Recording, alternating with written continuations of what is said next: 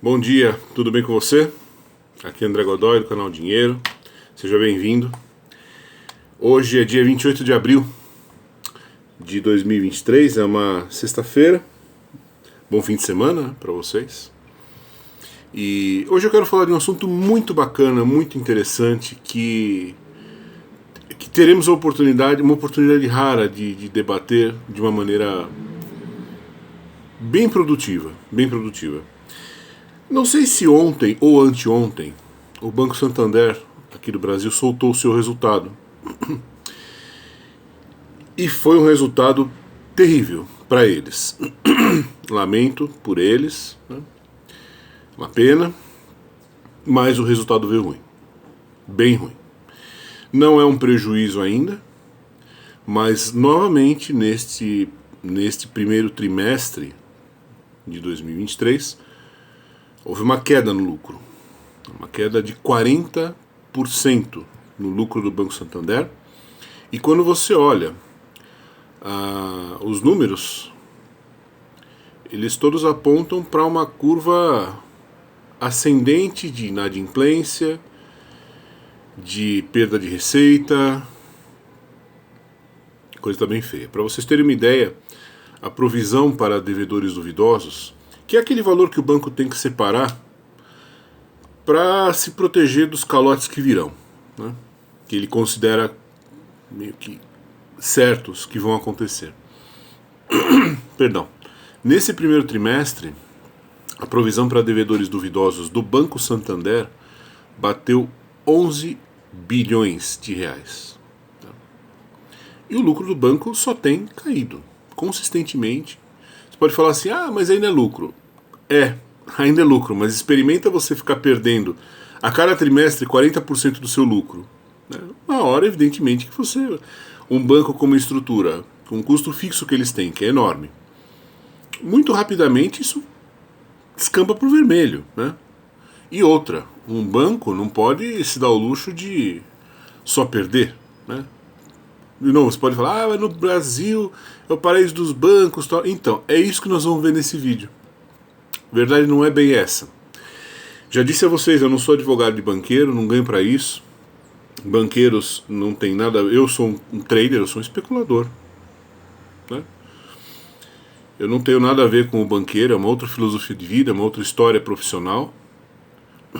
Não tenho nada contra, mas também não tenho nada a favor. Mas eu me rendo aos fatos.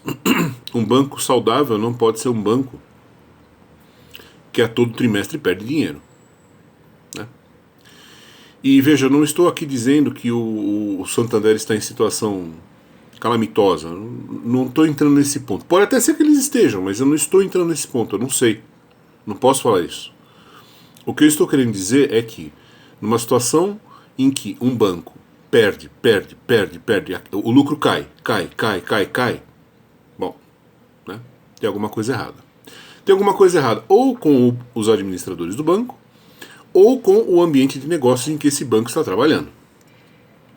Quando você dá uma olhada nos resultados dos outros bancões, né, Itaú, Bradesco, você começa a perceber que, de duas uma, ou o Brasil está com um problema no seu ambiente de negócios, no seu mercado, ou então todos esses bancos repentinamente passaram a ser administrados por péssimos executivos, por péssimos profissionais, porque todos eles estão seguindo os passos do Banco Santander. Todos eles têm tido lucros decrescentes, a provisão para devedores duvidosos tem aumentado brutalmente, em todos eles. Então você fala assim, bom, o que acontece, né? Todos viraram amadores, né?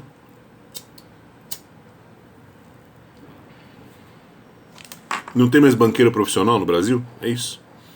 Não faz sentido pensar assim, né? O que está acontecendo na verdade? O problema não está nos banqueiros, nos administradores dos bancos. O problema está no ambiente de negócios, no mercado, no Brasil, na economia brasileira. E isso é uma coisa muito interessante de acontecer neste momento exatamente. Por quê? Bom, antes de mais nada, por que os bancos estão com problemas? Ora, eles estão com problemas porque desde a pandemia, quando se decidiu que tinha que fechar tudo, parar tudo e tal e coisa, você comprometeu a criação de riqueza no país, né? Acabou. Muitas indústrias fecharam, você desarticulou uma série de cadeias de produção. E isso é prejuízo. Às vezes insuportável. Né? Às vezes é um nível de prejuízo que a indústria ela fecha. Né?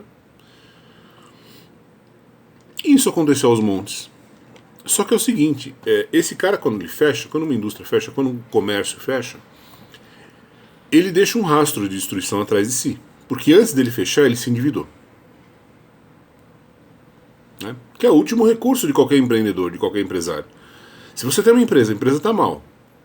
Você fala, bom, você tem o banco te deu um limite de crédito para você usar, uma linha de crédito, alguma coisa assim, você não vai usar? Você vai preferir baixar as portas sem lutar? Ninguém faz isso. Você vai lutar com as armas que você tem. Então, se o Banco Santander ou o Bradesco te ligam e falam, senhor, o senhor tem aqui um limite de crédito pré-aprovado, tal, de desconto de duplicado, você vai usar. Se eles te derem um hot money, você vai usar. Se eles te derem um desconto de cheque, você vai usar. Qualquer coisa que eles te derem, você vai usar. Por quê? Porque são suas últimas tentativas. É claro. Só que o problema é o seguinte, como você está tentando lutar num ambiente que já está comprometido, maiores são as chances de que você não vai conseguir ser bem sucedido. Você vai acabar perdendo, você vai acabar tendo que fechar de qualquer jeito a sua empresa. E quando isso acontecer, aquelas linhas de crédito que o Santander te ofereceu tal, vão ficar penduradas. Você não vai conseguir pagar aquilo.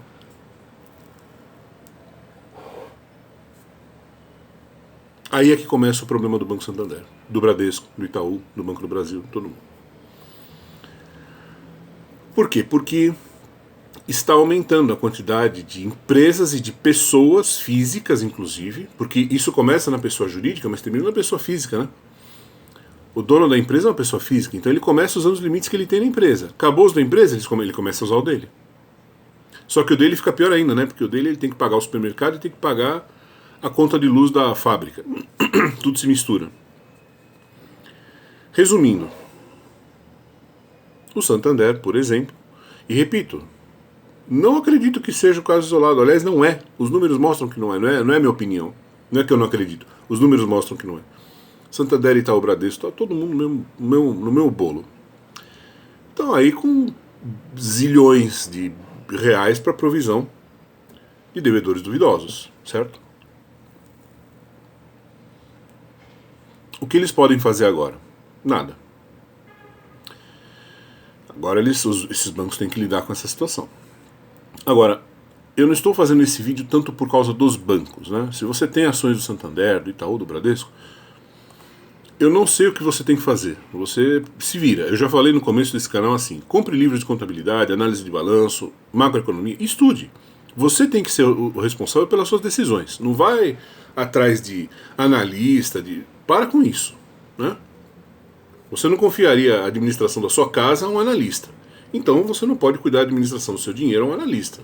Você pode até ouvir o que ele está falando. É uma informação a mais. É a mesma coisa que aqui. Quando você vem aqui, você está ouvindo uma informação a mais. Agora, eu sempre falo, é a minha opinião. Eu não sei da sua vida. Eu não sei dos seus valores, seus sonhos, suas metas. Então, assim, conte com a minha opinião como opinião. Como diziam antigamente, né, claro, de uma maneira errada, é um plus a mais. Certo? É isso, nada mais. Então, o que você vai fazer com as suas eventuais ações de Banco do Brasil, Itaú, não sei o que, problema seu. Agora, o que é muito interessante, aí eu volto ao início do vídeo, que eu falei assim, que isso está acontecendo num momento muito interessante. Esses bancos estão tendo resultados péssimos, justamente no momento em que os juros estão, segundo o Lula, segundo a esquerda, absurdamente altos. Não estão, na verdade os juros no Brasil não é tão baixo, precisaria estar pelo menos o dobro, eu acho, mas tudo bem. Você vê lá o cara com a luzinha lá, o Cid Gomes, né? Fazendo aquelas contas lá de chegar dele pro Roberto Campos Neto, alegando que nós temos que nós temos que estatizar o Banco Central, porque o Banco Central foi tomado por banqueiros que querem os juros muito altos, porque eles lucram com isso. Ah, é? Eles lucram muito com isso. Engraçado, né? Porque justamente nesse momento em que os senhores da esquerda alegam que os juros estão extremamente altos, você só vê banco tomando fumo nos balanços. Você não vê banqueiro dando risada. Estão todos ali bem preocupados, porque o resultado deles está fazendo assim, trimestre a trimestre, com juros aumentando. Repito, os juros estão aumentando. E o resultado dos bancos no Brasil está fazendo assim. Por quê? Por uma razão muito simples.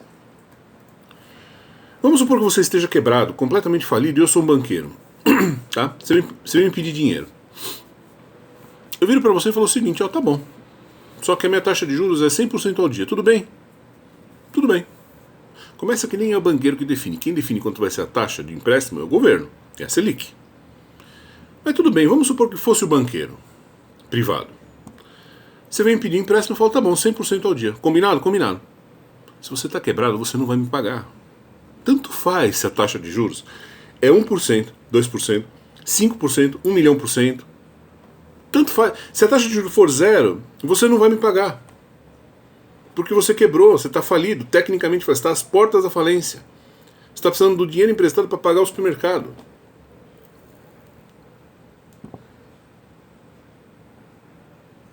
É óbvio que a taxa de juros não tem absolutamente nenhuma diferença num contexto de holocausto econômico. Que é o que a gente vive. Por culpa da própria esquerda, né? Que fecha tudo e não sei o que, aquela história. Mas não vou entrar nisso. Eles que pediram por isso. Só que agora são eles que estão no poder, né? Veja como o mundo dá voltas, a coisa é irônica, né?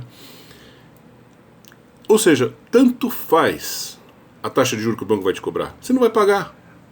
Você está falido, você está tecnicamente falido. Quer dizer, o que está acontecendo nesse momento, para quem tiver um pouquinho de senso de observação, rapidamente vai juntar os pontos. Vai falar, peraí, a esquerda está falando que os banqueiros querem juros altos porque eles lucram muito com isso. Aí você vai ver o resultado dos bancos, está cada vez pior. Quanto mais os juros estão subindo, mais o lucro dos bancos está caindo. Isso são os números, isso não sou eu que estou falando, isso são os números. O dinheiro, eu já falei para você isso outras vezes, o dinheiro ele é uma mercadoria. Na verdade, o dinheiro é a mercadoria mais escassa que existe no mundo. Tá? E como toda mercadoria, ele tem um preço. E como toda mercadoria que tem um preço, quanto mais cara ela for, menos gente vai comprar. A lógica da economia de mercado é você produzir cada vez mais, a um custo cada vez menor, conseguindo fazer com que a sua margem de lucro seja cada vez maior. Você ganha no volume. O volume global cresce das operações, o preço da mercadoria que você comercializa diminui, mas apesar de ele estar diminuindo, dentro dessa diminuição, a sua margem de lucro está crescendo. Você está conseguindo ganhar mais, cobrando menos. Isso é eficiência econômica. Né? Essa é a lógica. Isso vale para laranja, isso vale para banana e vale para dinheiro. Dinheiro é como banana, é uma mercadoria, gente. Nada diferente disso. Nunca enxerguem dinheiro como riqueza. Riqueza é uma caixa de sucrilhos, é um automóvel, é uma caneta, é um isqueiro. Isso é riqueza. Dinheiro é meio de pagamento, é uma ferramenta de quitação de dívida. O dinheiro é um instrumento quase que jurídico. Mais um pouco ele nem pertenceria ao ramo da economia. E como toda mercadoria, ele está sujeito a essas normas. Quer dizer, você começa a puxar o preço para cima, evidentemente menos pessoas vão poder comprar. E no caso do dinheiro é pior ainda, né? Porque quem compra ainda tem o agravante de não conseguir te pagar. O cara comprou de você o dinheiro, se você é um banqueiro, por exemplo. O seu cliente vai lá, pega emprestado e não paga. Que é o que está acontecendo com os bancos. Então, tudo isso que está ocorrendo agora é muito didático. Muito didático. Se você juntar as duas pontas, são duas informações soltas, né? O resultado do Santander e a palhaçada lá do Cid Gomes com Roberto Campos. Quando você junta essas duas coisas, você vê que aquele argumento de que os bancos ganham muito porque os juros estão altos e porque eles são os donos do país, balela. Isso tudo é balela. o que está destruindo o Brasil não são os juros altos que estão por aí. O que está destruindo o Brasil é uma soma de erros que já vem de, sei lá, 60 anos e que agora culminaram numa situação em que, assim, ou o cara te tributa mais ainda, ou quebra o país. Já comentamos sobre isso, a questão do Plano Real. A estrutura das contas públicas no Brasil é de tal forma que depende de te explorar. Basicamente isso. Não permite que você crie riqueza e ainda quer te explorar. Vai te explorar. Então, senhores, o que eu recomendo que vocês façam. Corram atrás dos resultados do Santander. Isso daí está na internet, é bem fácil. Eu acho que saiu ontem, ou anteontem no máximo. Analisem os números. E sinceramente, perguntem a vocês mesmos se faz sentido aquela conversinha de que os banqueiros querem juros altos porque eles ganham muito, né? Aquela coisa de vilão de filme, assim. Vai ver os números dos banqueiros e põe numa planilha Excel o que está acontecendo com a Selic e o que está acontecendo com o lucro dos bancos. Tá bom? Por hoje é isso, senhores. Se houver mais novidades, eu apareço por aqui. Um grande abraço, sempre um prazer falar com vocês. Até mais.